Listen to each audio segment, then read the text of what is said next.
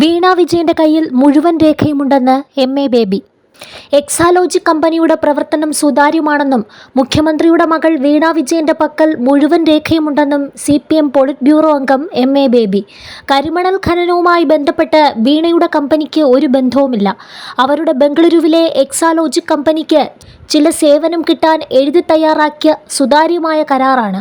ആ കരാർ അനുസരിച്ച് സേവനദാതാവായ കമ്പനിക്ക് മാസം കൃത്യമായി 5 ലക്ഷം നൽകണമെന്ന് വ്യവസ്ഥയുണ്ട്.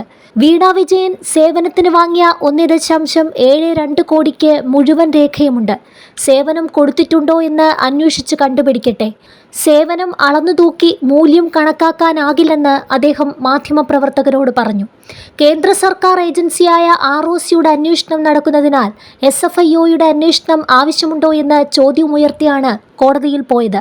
കേരളത്തിലെ മാധ്യമപ്രവർത്തകർക്ക് CMRL നൽകിയ 16 കോടിയെക്കുറിച്ച് ആരും അന്വേഷിക്കുന്നില്ല.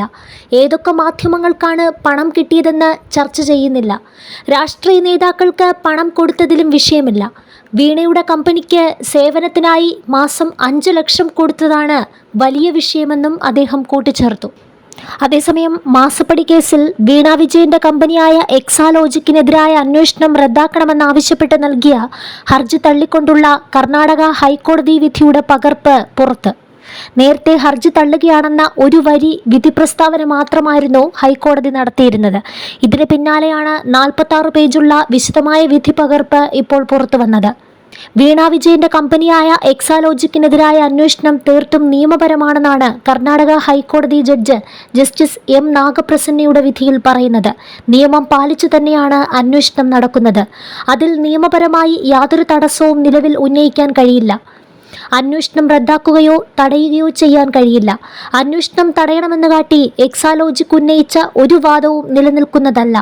അന്വേഷണം ഏത് ഘട്ടത്തിലാണ് SFIOയ്ക്ക് കൈമാറേണ്ടത് എന്നത് കൃത്യമായി നിയമം അനുശാസിക്കുന്നുണ്ട്. അന്വേഷണം റദ്ദാക്കണമെന്നാവശ്യപ്പെട്ടുള്ള ഹർജി തള്ളിക്കൊണ്ടുള്ള ഹൈക്കോടതി വിധിയിലെ നിരീക്ഷണങ്ങൾ വീണ വിജയന് തിരിച്ചടിയായി മാറുകയാണ്.